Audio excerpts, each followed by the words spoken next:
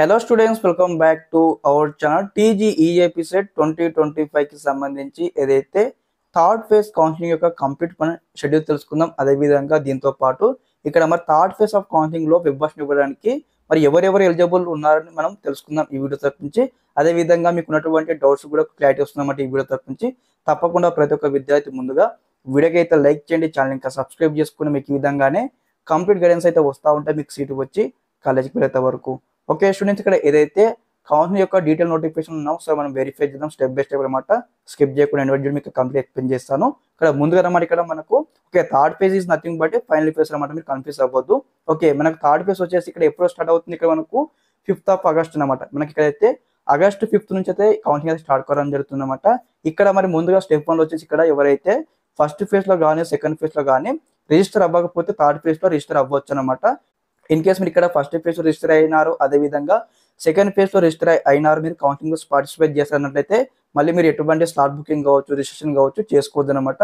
ఎవరైతే first phase second phase లో miss అయిన విద్యార్థులు మాత్రమే 5th కదా 5th ఆగస్ట్ రోజు మాత్రమే ఆన్లైన్ లో రిజిస్ట్రేషన్ చేసుకోవాలి, స్లాట్ బుకింగ్ చేసుకోవాలి. ఆ తర్వాత 6th రోజు అన్నమాట ఇక్కడ స్లాట్ బుకింగ్ చేసుకున్న టైంలో వెళ్ళి సర్టిఫికేట్ వెరిఫికేషన్ అయితే చేయించుకోవాల్సి ఉంటుంది. ఓకే మీరు ఫస్ట్ ఫేజ్ లో సెకండ్ ఫేజ్ లో పార్టిసిపేట్ చేస్తే మీకు అవసరం లేదు అనమాట, డైరెక్ట్ మీరు వెబ్ ఆప్షన్ అయితే ఇవ్వచ్చు అనమాట.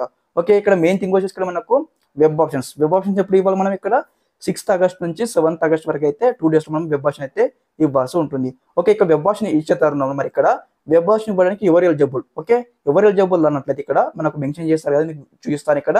Candidates got allotment in second phase and not reported at allotted college or not permitted to exercise options in final phase of counseling అని ఇచ్చారనమాట. ఇక్కడ ఎవరైతే మీకు ఫస్ట్ ఫేజ్ కావచ్చు సెకండ్ ఫేజ్ కావచ్చు సీటు వచ్చిన తర్వాత ఆన్లైన్లో రిపోర్టింగ్ చేసిన తర్వాత మరి మీకు వచ్చినటువంటి కాలేజీలో రిపోర్టింగ్ చేయని విద్యార్థులకి ఇక్కడ మేము ఫైనల్ ఫేజ్ అనమాట. ఓకే ఫైనల్ ఫేజ్ ఆఫ్ కౌన్సిలింగ్లో మేము వెబ్ ఆప్షన్ ఇవ్వడానికి ఛాయిస్ ఇవ్వము అని మనకి ఇక్కడ మెన్షన్ చేశారనమాట. కాబట్టి ఎవరైతే ఫస్ట్ ఫేజ్లో సీటు వచ్చిన విద్యార్థులు కావచ్చు, సెకండ్ ఫేజ్లో సీటు వచ్చిన విద్యార్థులు కావచ్చు అనమాట, ఆన్లైన్లో పేమెంట్ కట్టి సెల్ఫ్ రిపోర్టింగ్ చేసిన తర్వాత ఆ తర్వాత మీకు ఏ కలర్ సీటు వస్తుందో ఆ కాలేజీకి వెళ్ళి ఆ కాలేజీకి వెళ్ళి రిపోర్టింగ్ చేసినట్లయితే ఇక్కడ ఫైనల్ ఫేజ్కి వెబ్ ఆప్షన్ ఇవ్వడానికి ఎలిజిబుల్ అని మనకు మెన్షన్ చేసినారు. ఓకే మీకు క్లారిటీ వచ్చింది కదా.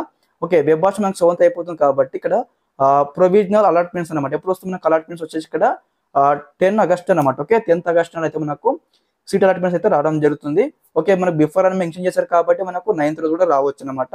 ఓకే నెక్స్ట్ స్టెప్ అనమాట ఇక్కడ చూడండి, ఇక్కడ payment of tuition fee and self reporting through website అనమాట. ఇక్కడ మీకు ఒకసారి సీట్ వచ్చిన తర్వాత 10th ఆగస్ట్ నుంచి 12th ఆగస్ట్ వరకు అనమాట మీకు ఏ కాలేజ్ సీట్ వచ్చిందో ఆ కాలేజీకి ఆన్లైన్లో పేమెంట్ కట్టాల్సి ఉంటుంది. అదేవిధంగా ఆన్లైన్లో సెల్ఫ్ రిపోర్టింగ్ చేయాల్సి ఉంటుంది వెబ్సైట్లో. ఓకే ఆ తర్వాత ఇక్కడ మనకు ఇంపార్టెంట్ స్టెప్ అనమాట. ఇక్కడ చూడండి అందరూ కూడా reporting at allotted college in case of change of branch or college ఇచ్చారనమాట. ఇక్కడ మీకు ఇన్ కేస్ ఫర్ ఎగ్జాంపుల్ గా మీకు సెకండ్ ఫేజ్ లో ఏ కాలేజ్ సీటు వచ్చిందో ఆ కాలేజీలో మళ్ళీ సీటు వచ్చి వేరే బ్రాంచ్ సీటు వస్తే ఖచ్చితంగా రిపోర్టింగ్ చేయాల్సి ఉంటుందని మనకు మెన్షన్ చేశారు. అదేవిధంగా సెకండ్ ఫేజ్ లో ఒక కాలేజ్ వచ్చి థర్డ్ ఫేజ్ లో మరొక కాలేజీ మీకు సీటు వస్తే ఖచ్చితంగా మీరు సెకండ్ ఫేజ్ లో ఏ కాలేజ్ అయితే రిపోర్టింగ్ చేశారో ఆ కాలేజ్కి వెళ్ళి మీకు సంబంధించిన ఒరిజినల్ టీసీ కావచ్చు, తర్వాత మీకు రిక్వైర్డ్ డాక్యుమెంట్స్ మీరు రిటర్న్ తీసుకొని మీకు ఏ కాలేజ్ సీటు వచ్చిందో మళ్ళీ థర్డ్ ఫేజ్ కౌన్సిలింగ్ లో ఆ కాలేజ్ వెళ్ళి రిపోర్టింగ్ చేయాల్సి ఉంటుందని మనకి ఇక్కడ మెన్షన్ చేసినారనమాట.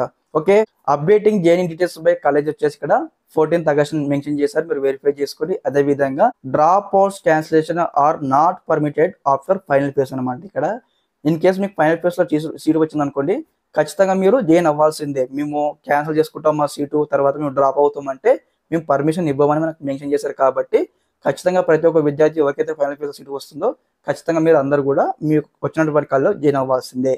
ఓకే ఇదనమాట ఇన్ఫర్మేషన్ కంప్లీట్ గా. ఇక్కడ థర్డ్ ఫేజ్ సంబంధించిన కంప్లీట్ చేసి మీకు అయితే ఇచ్చాను ఈ వీడియో తరపు నుంచి. ఇన్ కేస్ రిగార్డింగ్ దిస్ మీకు ఏమైనా డౌట్స్ ఉంటే ఒకసారి కామెంట్ బాక్స్ లో కామెంట్ చేయండి. Okay thanks for watching this video. జై హింద్.